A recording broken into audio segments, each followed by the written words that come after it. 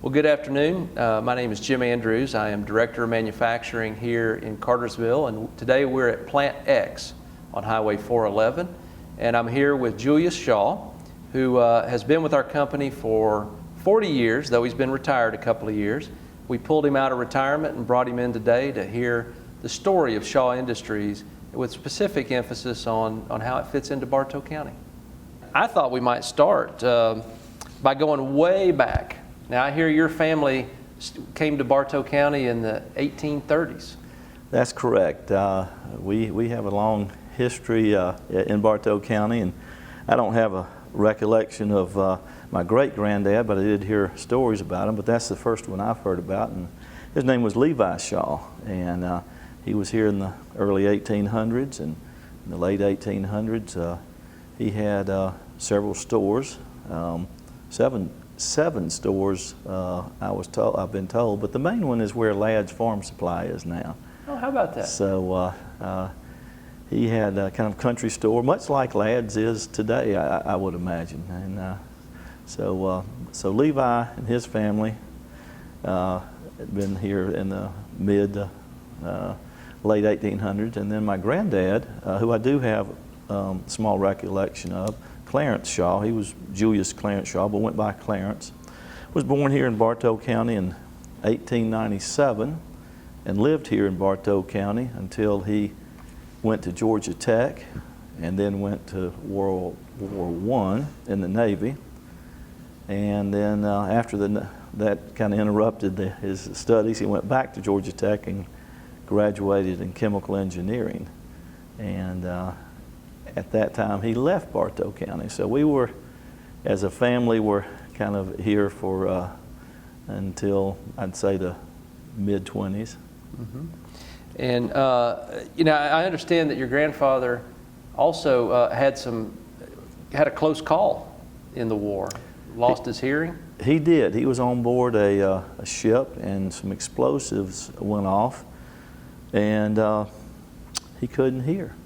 And so it deafened him, and so one of the things that I was amazed, he, even though deaf, went back and finished at Georgia Tech by basically reading lips, going to the professors and so forth for extra, you know, I guess, help when he needed it. And I imagine doing just a whole lot of reading, but I was there as a young man. It was tough when you could hear everything. I can't imagine being deaf and finishing, but he did. He finished up Georgia Tech and was unable to hear. Yeah, and I was reading in the Shaw history book that sort of changed him. That was a little bit of a moment for him where he had to decide what he was going to be. Well, he had to decide whether he was going to give up or if he was going to press forward, and he decided that he had this handicap and he was going to overcome it, and I think it made him very determined.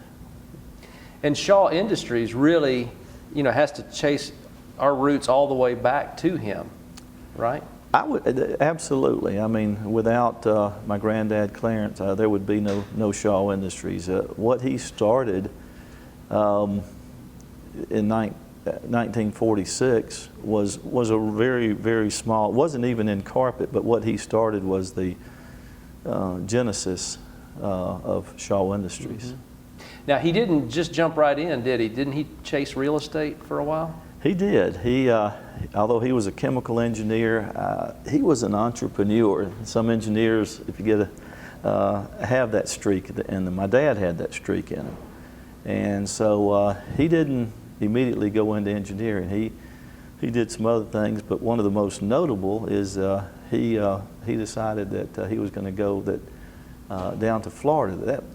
That might be some good land speculation. It was kind of very rural down there then, and he thought, you know, maybe one day a lot of people will come to Florida. I'm going to buy up a lot of land, and I'm going to be a developer down there, real estate, I guess, acquirer of real estate. And it worked pretty good until the Depression hit in 1929, and it busted him. So he started out with not a successful record. And of course, it wasn't uncommon in 1929, a lot of people. But he came back from Florida and went back to his roots of engineering, chemical engineering, and went to work for actually a hosiery factory. Moved to Dalton at that time and went to work for a hosiery factory. Yeah, and for a minute, can we talk about what the industry was like back then? Because it really wasn't carpet. Carpet was Right. was really not prevalent in a lot of homes at that time. It was mostly woven, Correct. high-end, not attainable to the masses. If you had carpet, wall-to-wall carpet in your house, you were one of the 1 or 2% that had it. Most everything in the, in the 20s and the 30s, even the 40s, hardwood floors. I mean, that was just it. So people wanted carpet but couldn't afford it because really the only carpet available was wool. It was made up north. It was not tufted, it was woven, so it was expensive and slow to make. It was an expensive substrate. And so not many folks had it. So there was no carpet industry in the South during the 20s, 30s, 40s, and not really until the 50s. And oddly enough, as I understand it, a lot of it came out of the bedspread industry. As odd as that seems, that is exactly what happened. So what was in Dalton, not in Cartersville so much, but what was in Dalton was a cottage industry, bedspread industry. And so, it was cotton for the most part, and they were making bedspreads up there. And they used a process that Catherine Evans began. Her name was Catherine Evans, and it was called tufting. And basically, it was you're a manufacturing guy. It was a sewing machine but instead of having one needle, it had, I don't know, I think they were maybe 12 inches or 14 inches, but it was a big sewing machine. Instead of one stitch at a time, it would have maybe 80 stitches at a time. So it was a tufting machine that made bedspreads. And that tufting machine, that concept later, decades later, was the same concept. That instead of putting cotton through it, making bedspreads, that same concept was used in 12-foot widths to make carpet decades later. So that bedspreads were the genesis of carpet.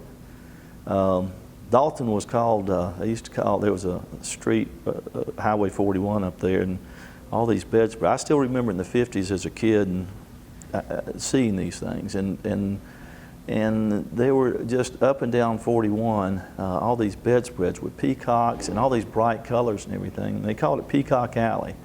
But in the 20s, 30s, 40s, and even 50s, Dalton was more known for bedspreads than anything.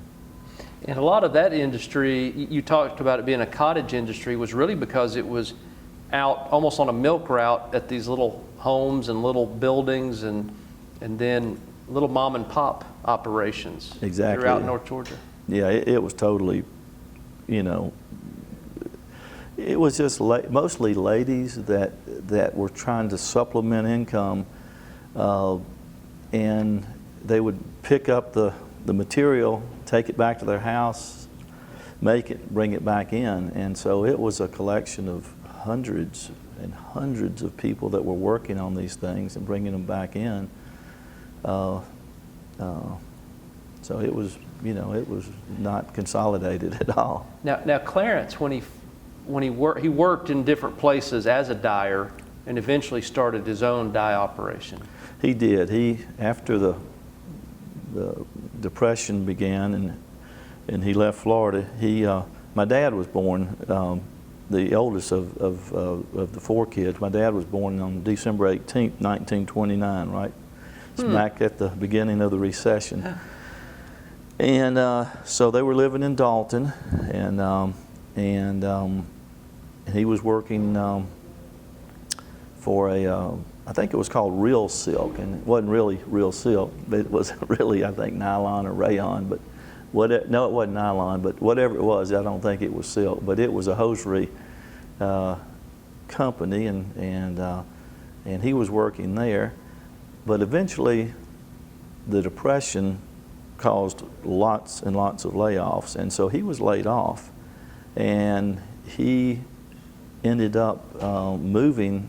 I don't know if I think it was in 1930, 1931, to Nashville. They moved the family to Nashville, and he worked for a hosiery company there for nearly 10 years. So basically, my dad and uncle spent the first 10 years of their life in Nashville. The first things he started dyeing were actually the bedspreads, weren't they? Not carpet. Yeah, they were in Nashville for roughly 10 years, I think, till maybe the 1941. And so basically he had not been in carpet, he hadn't been in bedspreads, he'd been in the hosiery business as an engineer, as a dye, I would call it, expert, up until then. And so a job opportunity came open in the early 1940s, and he came back to Dalton, again working, I believe, in that industry. But after the war, and this was getting back to his incident of losing his hearing, after the war, 19 was over in 45. In 1946, there became affordable hearing aids. If you look at what was available, if anything, in the 20s, 30s, it was so large, and it was not. And there, a good bit of the business, if he couldn't do business face to face, he couldn't hear you. So he could not do business on the phone. He couldn't hear. But anyway, my grandmother told me that once hearing aids became available that weren't too, I guess, obvious or at least worked, he bought one, and I still remember. He was only out. I only knew him till I only got to know him until I was 5. But I still remember a big hearing aids on both sides. But he was able to hear a phone conversation for the first time in 1946, and he told my grandmother, he says, "Now I can go into business for myself." So that's when he began a company called Star Dye Company. And what they did is they dyed these bedspreads, and they dyed these little scatter rugs. The bedspread industry at that time had now moved into what's called scatter rugs. They were just small, rugs that cotton, that you still place them, in the bathroom, just something underfoot. And so they were not. It was not wall to wall. They were just small. But his expertise was chemistry and dyeing, so he became the go-to person. His company, Star Dye, became where you sent your scatter rugs and your bedspreads to be dyed, because they were all white. Mm-hmm. And I heard back then, they really had to do he had to build all of his own chemicals. It was quite a chemistry operation back then, wasn't it? It wasn't just buying off the shelf and dyeing. It was not like we have it today. Yeah. And he had to mix it all, and he was trained. He knew how to do that, and so and that wasn't something that just anyone could do. So he was very specialized. He never tufted a bedspread. He never tufted a scatter rug or anything. But he had something that the other folks didn't have. He knew how to dye them, and so that was. There were 2 or 3 other places there, Rogers Dye and a couple others that could do it. But he was one of the few that dye places. And I guess it was not long after this that if we think about the North and all of the woven products, and the South with the tufted products, originally there was kind of a struggle between those two factions, but the tufting really started to take off, and the carpet industry became more affordable in Northwest Georgia, and all that technology was down here, and slowly the woven started to die out quite a bit up north, and that volume shifted down here. So did they how did they shift into dyeing carpet, broad carpet? Well, my granddad, because of what had happened to him in Florida in his early years, he was very conservative. And although my dad and uncle in the early 50s saw that the bedspread and the scatter rug business was going to be going away, and this new product called tufted wide width carpet was coming in, they felt like they should that my granddad should take his company and move into dyeing carpet rather than bedspreads and scatter rugs, and he didn't want to do it. He was very conservative. He did not like debt. He'd had debt and didn't like it. And he had 2 other daughters he was trying to get through college, and he said that you know, he was going to stick with what he'd done pretty well with. It's small. I'm talking about 30, 40 people, but he's making a living for his family out of it. And he didn't want to borrow the money or get partners to invest capital which you would have to do to get into the dyeing of carpets. Well, anyway, 1958, he had lung cancer, and he passed away in late 1958. So there was this small company called Star Dye Company in Dalton, in downtown Dalton. It wasn't an industrial. I mean, it was just downtown Main Street Dalton. Not Main Street, but downtown. And so my dad and uncle had a small company that either shut it down or started running it. So they made the decision. Dad had already graduated from Tech in 1951. He'd gone to work for another company called Crown Cotton in Dalton, and then we had moved as a family to Statesville, North Carolina in 1957, and he was working at a mill called Rocky Creek Mills, which was a rayon, I don't even think the rayon's around anymore, but it was a rayon spun mill, and he was plant manager. And so we moved our family, I was 4 years old, I think. We moved our family to Statesville, North Carolina, and he was enjoying that and working there. Bob, meanwhile, was working for Bib Manufacturing, I believe was the company, and so he said, well, one of us has got to run it. You like what you're doing, I'll take over Dad's operation. So in 1959, Bob took over the running of a very small, I mean, I think they had sales, when Bob took it over, he told me they had total sales of $300,000. That was it. And so he took that over, and so finally, with his dad had passed, he and Dad decided, now we can take this company and we'll borrow the money and we'll get investors, and we're going to move out of bedspreads and scatter rugs, and we're going to move into dyeing this new product called carpet. So they renamed the company. It was real innovative, Star Finishing Company instead of Star Dye Company. And they got investors and they borrowed money, and leased, I believe, didn't buy, but leased a plant, then another plant, and they started dyeing carpet. And so that really, and that would have been in 59 or 60, that was really, although Star Dye Company was the genesis of Shaw Industries, we never got into dyeing anything to do with carpet, and it was only dyeing carpet in the early 60s with Star Finishing Company. But that was really, I guess, that's where the magic happened in that process, wasn't it? I mean, that's where the chemistry, I mean, that's where the art came in. That was, that's really where our first entry into the carpet side of things, and you had 2 young, brothers, one involved on the day-to-day operation, Bob, and one involved on the ownership side and on the finance side. Dad, although he was an engineer, he was a brilliant financier. He understood finance better than anyone I've ever seen.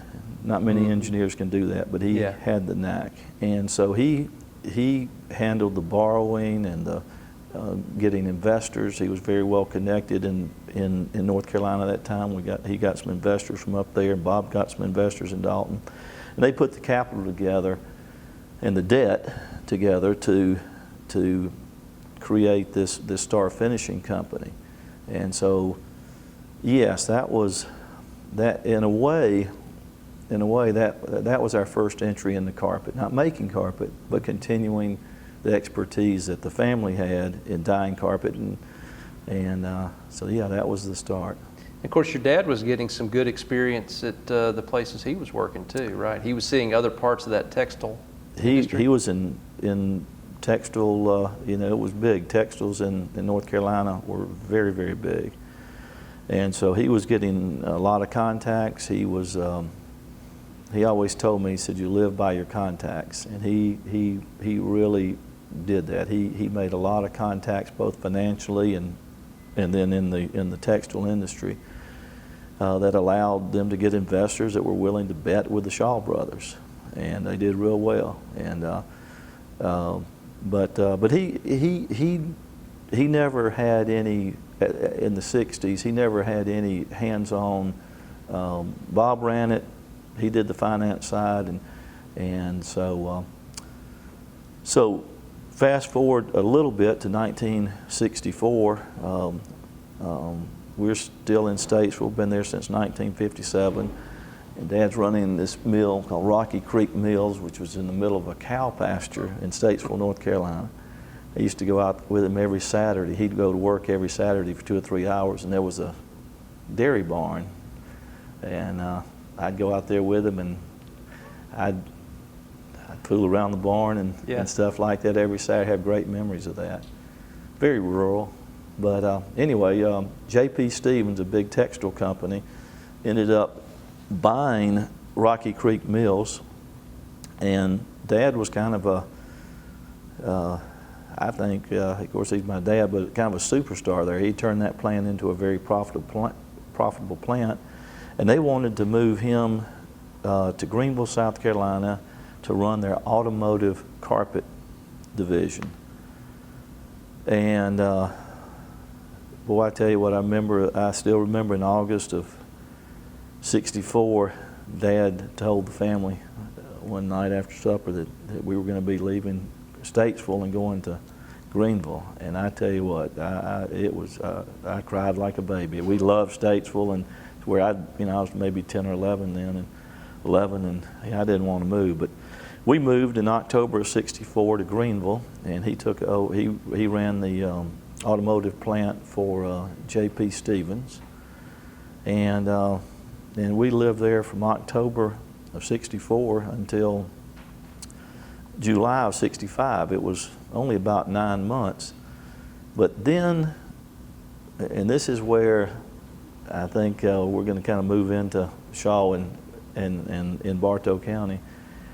Then in July of 1965, he was contacted by Dan River Mills and said, Bud, we'd like for you, we have a small mill in White, Georgia. If you really want to pinpoint where Shaw started in Bartow County, it was in White, Georgia, a place called Kingston Mills, and Dan River was going to join the rest of the crowd and start making carpet, and they were going to make it in that plant and wanted Dad to run that plant.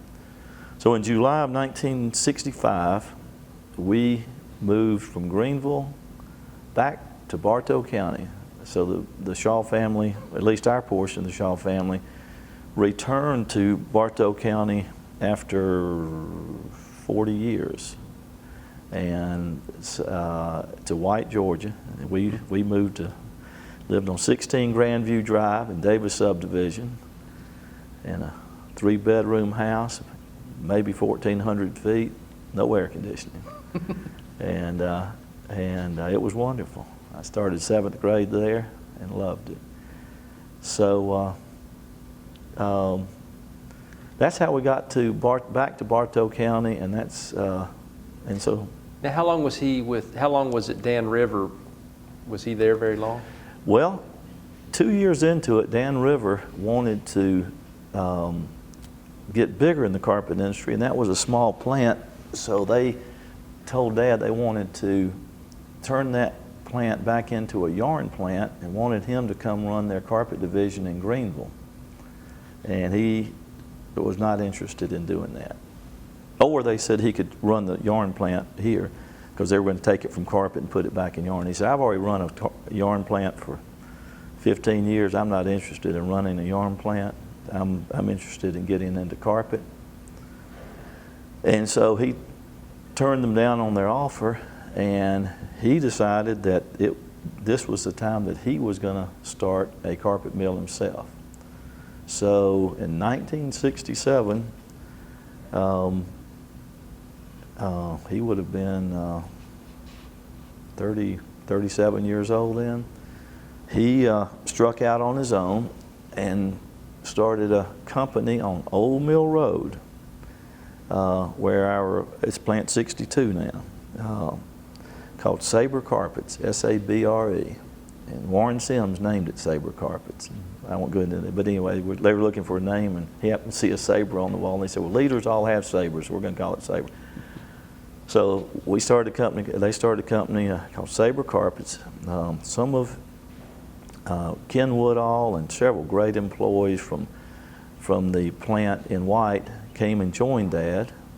We had one Heister and I think 2 Creels, and I used to love to go down there on Saturdays and unplug the Heister from the battery and drive the Heister around as a 12-year-old. I'm sure OSHA wouldn't like that now. But anyway, it may have had 12, 14 people there, and the offices were on 16. That's where the plant was, but the office was on 16 Irwin Street, right across from Harry White's office right now. And it consisted of my dad, Warren Sims, Faye Mitchum, who was our customer service department, one person. She'd come from Dan River too. And that was about it. And so maybe 4 people in the office, maybe 10 or 15 people in the plant. And that was the start of Shaw Industries in the carpet industry. 16 Irwin Street and Old Mill Drive. How about that? Old Mill Road.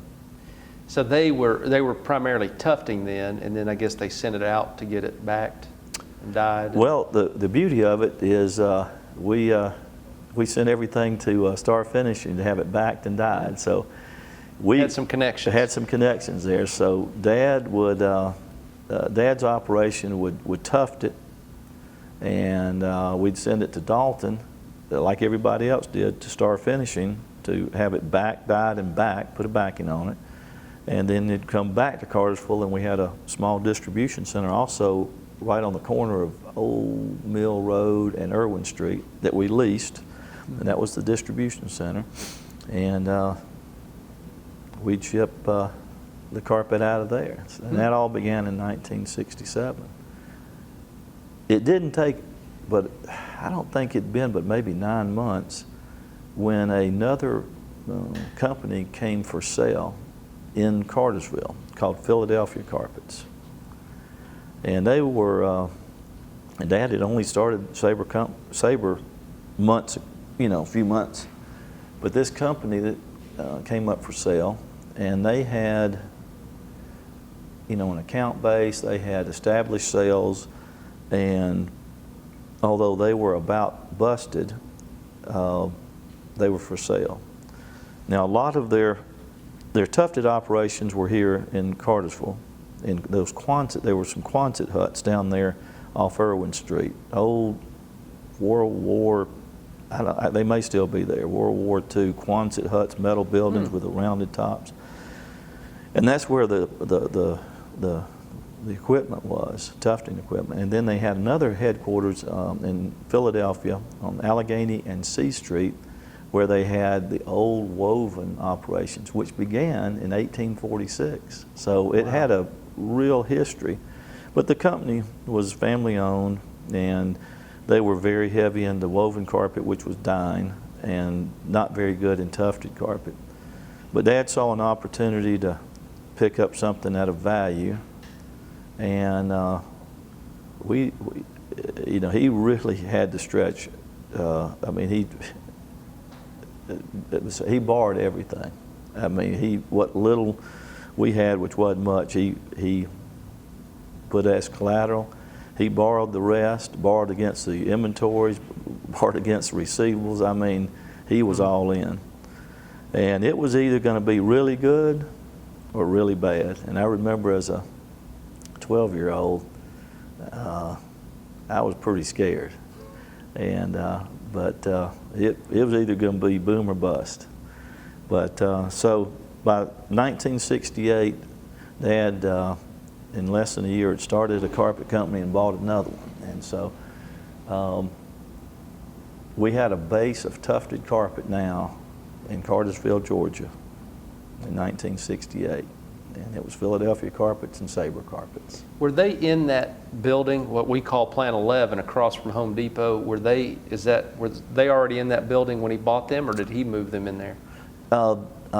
Good question. That building used to be Superior Finishing Company, and in 1971 or 1972, Dad bought that building. It became for sale, came up for sale. In business, he was picking up a little bit, and so he bought that building up on the hill, which was Plant 11. Used to have Superior Carpet Finishing, and he bought that building and put tufting machines and Dybex in that in 1971 or 2. That was the first. I guess that was. Not the first building, but so you basically had the Quonset huts as manufacturing. You had Plant 62 on Old Mill Road, and then you had that Plant 11 up on the hill. And that got you out of the huts? No, they still operate. I still remember as a young man going to tech, still seeing the Quonset huts. It eventually did. It eventually did. After a couple of years, we closed those down and moved everything up on the hill there. Yes. Okay. And it wasn't long after, I mean, it was somewhere in that time period that we officially moved to Shaw Industries and everything came together, right? Yes. So, you know, we're in the early 70s now. So you've got two entities. You've got Star Finishing Company in Dalton that's dyeing carpet for other mills. Star Finishing has just moved into a new product category called printed carpet. And so not only are they dyeing carpet, you know, just whatever the colors, but they're printing carpet. And there was a company out of Germany called Zimmer that it would come out with a Zimmer printer. And Bob, printed carpet back then was residential. And as hard as it seems, as it is to believe now, one of the biggest products was kitchen carpet. I don't know if anybody, but I mean, it was big. People were tired of linoleum or whatever was on the floor. This was soft. It had pattern to it. The patterns mimicked most of the linoleum patterns, but it was soft. And it was just the in thing. It was like bell bottoms or something. It was the in thing. But I tell you, printing level loop carpet in the late 60s and the 70s was like printing money, because we had one of the few printers. And we didn't have any distribution. We weren't selling direct, but we were manufacturing printed carpet and then dyeing conventional carpet at Star Finishing Company, and it was good in the late 60s, early 70s. So you had that going on in Dalton, then you had a completely different operation going on in Cartersville, which was Philadelphia Carpets and Sabre, and that's where the carpet was being made. None was being made in Dalton. All we were doing is printing or dyeing. So it continued as two separate operations through the 60s and up until 1977. Now, meanwhile, I'm going to back up for just a minute. in order to buy these Zimmers and in order to kind of get out of some of the debt that Dad had gotten into in acquiring Philadelphia, and in order to build inventories and get out of factoring and move into your own receivables. In 1971, we took Philadelphia Holding Company, which was the carpet side, and Star Finishing Company, and made one company and called it Shaw Industries. And in 1971, we took that company and went public and had an initial stock offering on the American Stock Exchange in 1971. So it was a really small company, but Wall Street was looking for, you know, that type of thing. IPOs, they still are. They make a lot of money on them. And we needed kind of some financing, and Dad thought the best way to get that would be to go public, and so that provided the financing that really we needed to get into those Zimmer printers. And like I said, it was like printing money then. It was just, it was huge. And so to make those investments and everything, it went public in 1971. So the first time Shaw Industries' name was ever used was in 1971, American Stock Exchange. Now to your question too, and so in 1977, you had two separate operations, and it was decided that it was inefficient, and we needed to and I'd come to work in 1976, so I was seeing all this not from the kitchen table anymore. I was seeing it in real time. So in 1977, we moved the headquarters. The headquarters was officially in Dalton. We moved it and built a big office building there, and basically consolidated the two companies into one instead of two separate companies in 1977. Okay. And that started to get into the era about then when you started acquiring other companies and really starting the expansion. Not quite then. What the emphasis was then was vertical integration. What Dad and Bob wanted to do, they felt we needed to be, and you did, to be a low-cost producer. So rather than buying yarn from somebody, then making a profit on it, you put it in the carpet and have somebody else dye it. And, I mean, it was, they felt like the way to become a leader in a very diversified industry was to be a low-cost leader. So they started using some of the capital from the going public and borrowed some more money to buy yarn mills so that we were making our own yarn. We got, beginning in 1977, began getting heavier and heavier into the carpet side of things, and getting away from the commission dyeing and the commission tufting, just like 2 decades earlier had gotten away from the bedspread. We figured everybody was going to sooner or later get into dyeing, and we were going to be out of business. So we were going to integrate forward into making carpet ourselves. So in that 1970 period, we invested heavily into our own carpet making operations and in backward vertical integration into yarn. So that was kind of that was mostly in the 70s. And then I guess, was the next phase really where you got into acquisition mode? The first acquisition we made of a company was in October of 1987. And we just come out of a pretty, if you look back at economics, you look at the history of our country, the 70s was a very tough decade in business, not that good. And then from 1980 to 1983, there was you can call it a recession or a heavy recession, or it was very tough for those 3 years. So, the industry wasn't growing that much, and it was a tough economic time, especially 80 to 83. But in the spring of 83, it's just like blue sky came out, and it went from bust to boom.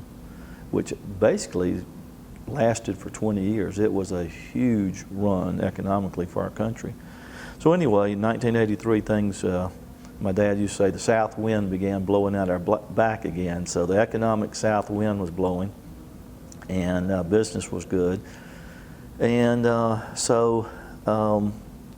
we began the idea of consolidating the industry. So in October of 1987, we bought our first, I guess, outside company and began to consolidate the industry.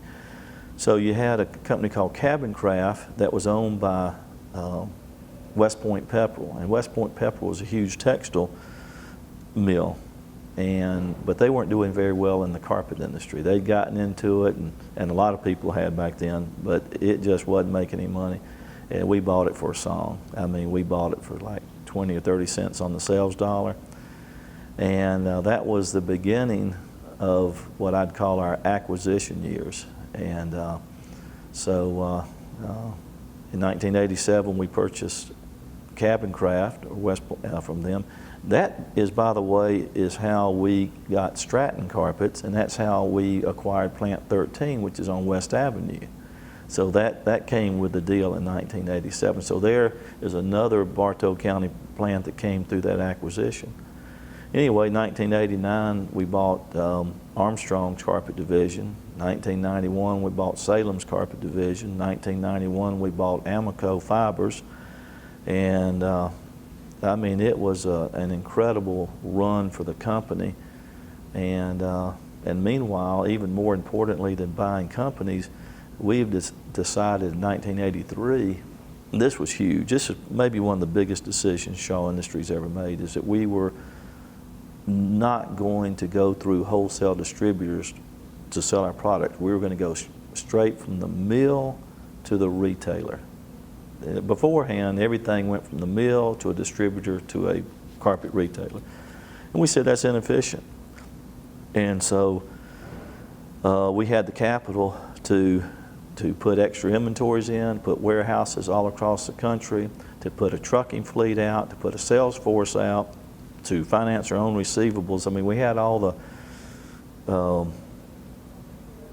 you needed all that or you had to go through wholesale distribution. I mean, you had to have all those inventories and receivables and salespeople and trucking and everything. So we invested, I mean, a lot of time and money, and it was a big gamble. Nobody had done it yet. But we began that in '83. So we were the first mill to go straight from the mill to your local retailer, door to door. So between that and acquiring companies, we hopscotched the industry. In 1983, we were not even, maybe in the top 4 or 5. By the time we got to 1993, we were the world's largest carpet company. And by a pretty good gap. It was not even close. Yeah. Yeah. Now it was about that time too, in the I guess it was 1989, we got into carpet tile here in Bartow County. By that point, Bartow County was pretty much our commercial operation. That's correct, and I think it's good now to come back to Bartow County. And so we had all these carpet operations in Cartersville, and yeah, early on they were residential, and so we began specializing, as you said, in the late 80s, whatever. And what developed is that basically Cartersville became our commercial carpet operation. And yeah, it was in the late 80s, this product called carpet tile, which is, instead of having broadloom carpet, is you're putting it into backing, have a backing on it, and you're putting it in whatever it was, 18 by 18s, 36 by 36, whatever the size was at the time. That's changed. But it was a new product, and it was a new concept, and we were going to try it, and along with others in the industry. So yeah, it was around 88, 89 that we started moving into the carpet tile, and I believe it was in a plant that we had over there behind the Cartersville Country Club. Is that where it was? It's over there by the Industrial Park Road, I think it is, over by the old Lever Brothers. I'm not sure what's there now. Off Bishop Road over there, in a leased building, I think. But so we That's correct. We were moving into carpet tile, which was the harbinger of the plant that we're in now. And I don't know if anyone knew how big it would eventually become, but it is one of the biggest divisions in Shaw Industries. It is certainly one of the most profitable, and we are the industry leader in that as well right now, as you know. But long story short, Bartow County and our plants in Bartow County became we were specialized in the commercial side of things now in Bartow County. And talk a little bit about maybe, I guess, the size. I mean, we've got, in terms of the facilities and the people here in Bartow. Well, in Bartow County now we have 4 manufacturing plants. We're in the biggest of them here, Plant X or Plant 15. I don't know if we still go by both. We go by both. So we're in the biggest of it. It's carpet tile, and this plant was built. We began building this plant in 1996. James Jarrett. I remember James Jarrett came over to my house, and my dad was there for a meeting, and he wanted to talk with Dad about getting the board to approve, the Shaw Industries board to approve a really large capital expenditure. He wanted to build this plant, and it was hundreds of millions of dollars. And he wanted to, he came to Dad, and James and I were roommates at Georgia Tech, and so he knew our family well, and he said, I want to talk to your Dad. So he told Dad, you know, I think it's a lot of money. I know it is, but I think it's the future of commercial carpet. And Dad said, James, I'm going to I'm going to agree with you on that. We'll get it passed, and they did. So this plant began construction in 1996, and we've been adding to it until we finally couldn't add to it anymore. And the business was so good, our carpet tile business, is I guess 2 or 3 years ago, broke ground on a new carpet tile plant in Adairsville, and as I understand it, after 2 years, we're already ready to expand it also. So we have 2 carpet tile plants that are unbelievably successful. We have the plant we talked about across from Home Depot, that plant 11 and 12 that are one plant now that are here. And then we have the design or create center, and we still have the customer service center on Old Mill Road, which employs hundreds of people, but that's our biggest call center in the company.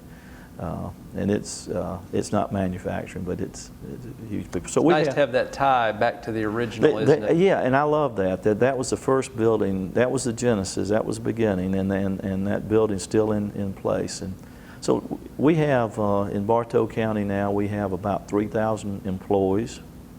We have 7 facilities, and I'm pretty sure we're the largest employer in Bartow County, and we love Bartow County. As a company and as a family, we love Bartow County, and Bartow County is pro-business, it's pro-Shaw, and when we look to build a new plant, which we did, we put it in Bartow County. They've worked great with us, and I think it's a great partnership between Bartow County and Shaw Industries. We're both good for each other. We love Bartow County, and it's been so good for our family and so good for our company. So we have 3,000 employees here. We'll do, in the commercial side of things, which is basically Cartersville and Bartow County, we'll do $1.5 billion, which is about 25–30% of what we do at Shaw. It's more than that in the profit side of things. It's very good, and we've spent a lot of capital here. The new Create Center is magnificent. And that's the building over on Dalton Ferry, right behind the McDonald's, right out there. I retired 3 years ago, so I hate to say I'm not doing a tour yet, but I'm going to do a tour of that. I understand. But between the investment in that and the investment in our plant up in Daresville. I mean, we spent hundreds of millions of dollars in the last 3 years in Bartow County, and it's great to be here. So we've talked a little bit about some of the things that have made Shaw strong. Let's talk a little bit about where Shaw's going. I know we're no longer a publicly traded company, so will you talk a little bit about why we transitioned to Berkshire and how that set us up moving forward? I think that's one of the most important things we've ever done, because as a private company to begin with, then becoming public in 1971, you know, we were a public company for 30 years, and I can tell you, being a public company is very difficult. You're answering to the analysts and institutional investors, and it distracts you from the real business a lot. And so we weren't really ever looking to sell, but a happenstance meeting between my uncle and our management and Warren Buffett in 2000. We had gone to Omaha. We were looking to buy a company. I won't say what company, but we needed some insurance because they had some liability. So we'd gone out to talk to Warren Buffett about providing insurance if we were to buy this certain company. And anyway, it wasn't gonna work. But that's the first time that we'd really kind of met with Warren. That was the first time we'd met with Warren Buffett, and he was interested in our company. And so after the meeting, very casually, he said, "Would you mind if I bought a couple of shares of your stock? I kind of like what I'm seeing." And my uncle said, "Oh, that'd be great." And that was in the summer of 2000. So we called back a couple of months later, or my uncle called and said, "Did you buy any of our stock?" And he said, "Yeah, I bought quite a bit." and he said, "I like it. You know, I like what you're doing." And so with that, I think the next day or that week, my uncle went out there, and there was no plan to sell Shaw Industries. There was no idea. But there was no exit strategy as a public company. And as a family, you know, you couldn't even sell 10 shares of stock without somebody asking, you know, why are you selling? I mean, so it was very restrictive. And so, but more than that, for our employees, you know, how are you, what hands are you going to put it into? Well, we quickly determined there was no better hands to put our company than Warren Buffett's Berkshire Hathaway, arguably one of the most successful companies in the world. And the great thing about it, when he buys your company, he lets existing management run it. So anyway, within a week, within a few hours actually, we made it. We agreed to be bought by Berkshire Hathaway. He paid a big premium for our company. We became part of the stable of Berkshire Hathaway companies, and we got out of being a public company, and we can now run our company with more of a longer-term view than a quarter-by-quarter view. And Warren Buffett has been great. I mean, he's good to his word. We didn't change one thing at Shaw Industries, not the way other than not having to deal with the analysts. We did not change one thing. And it made us a better company because we could make long-term decisions instead of short-term decisions. So now we're in the hands of Berkshire Hathaway, the most financially stable company probably in the world, certainly one of the top 2 or 3. And I think it puts our employees in a place of financial stability. We certainly have it on our own as a subsidiary, but we really have it as being part of Berkshire. So we couldn't be in a better place to put all of our employees that built this company. I think that was an important move for our employees and our company. And you've talked about some of the investment, and I think that's not worrying about that quarter by quarter call has freed us up to take long-term investments like this building we're in, which, you know, Right. you talked about James coming to see you and, you know, taking that long view. I know that was before we sold, but Yeah. more of that long-term thinking. And Yes. It's, you know, one of the great things is in capital expenditures, all these plants we built here in Bartow County recently, you know, we have the financial ability, not because we're part of Berkshire, but because of our own financial strength to make these capital investments. But Mr. Buffett encourages them. He wants us to spend money on investments that'll make more money. He's an incredible cheerleader. He's an incredible advisor. And he, you know, we've been, who would have ever thought in 1967, my dad started a company, Sabre Carpets, with 20 employees, that 4 decades later we'd be part of Berkshire Hathaway. It's been a dream. I mean, it's been unbelievable. maybe talk just for a second about, you know, we talked about still investing in Bartow. So we come full circle back to where your dad started. Right. Why is it such a great place for continued investment? I think we have an employee base in Bartow County that is second to none. You have available labor, you have skilled labor. We have, as you know better than me, training. The carpet industry, especially the carpet tile industry, what we have in Bartow County is not, I mean, it is very specialized. It takes a skill set, it takes training. I mean, the computers, all these CAD machines and so forth, the Tufting machine today looks nothing like a Tufting machine looked. And you've got to be able, you got to be computer savvy, you have to have a lot of training. And we have it in the trade schools, we have it in our own training here, and we have a great workforce that you couldn't take an untrained sales force and do, labor force and do what we do in Bartow County. And the great thing about it, when I walked in the door today, the first person I saw was Tammy. And Tammy and I came to work together in 1976. She's still here. And if you look at our workforce, and I'm really proud of this, when they come to Shaw, they don't leave.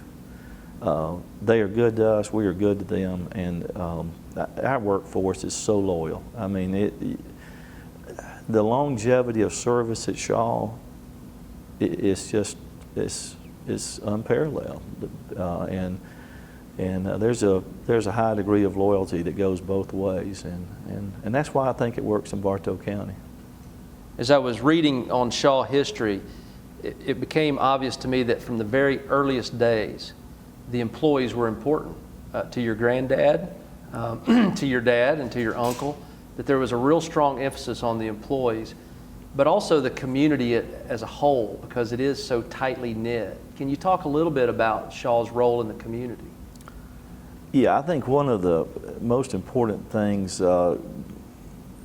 in our Shaw culture is giving back to the community, not just in payroll, not just in taxes, not just in capital expenditures for plants, but giving back of not only, you know, money, but of our time. If you look at the role of Shaw Industries employees in the United Way, Big Brothers, Big Sisters, Boys and Girls Club, and I can go on and on, we encourage our employees, our leaders and our employees to become involved in their time. We give them the time off to take time for service projects. And it started with my granddad, it continued with my uncle and my dad, and we feel strongly that if you're going to be in a community, give back. And I hope that and I believe that culture will continue because it's ingrained in us, but actually more than it's ever been. And I'm so proud of the employees in Bartow County and Gordon County and Whitfield and all up and down the I-75 corridor. If you look at who's headed up the United Way and And all of these type organizations, we've had just year after year, Shaw employees step up to the plate, give of their time, give of their money, their payroll, deductions, and Shaw Industries certainly corporately gives too. So I think it's more than just payroll and all the other things we discussed. It's giving back to those communities in other ways too. And I couldn't be more proud of the way our employees take that leadership role. It has been, I guess I'll wrap it up, an unbelievable journey to move here as a 12-year-old and see what has happened. I don't think anybody could have envisioned what happened, and it has just been an incredible journey. And now, 50 years later or so, Shaw's a $6.5 billion company, part of Berkshire. We have 22,000 employees, and Bartow County is a big part of it. Well, that's great, and I really appreciate you being here, Julius.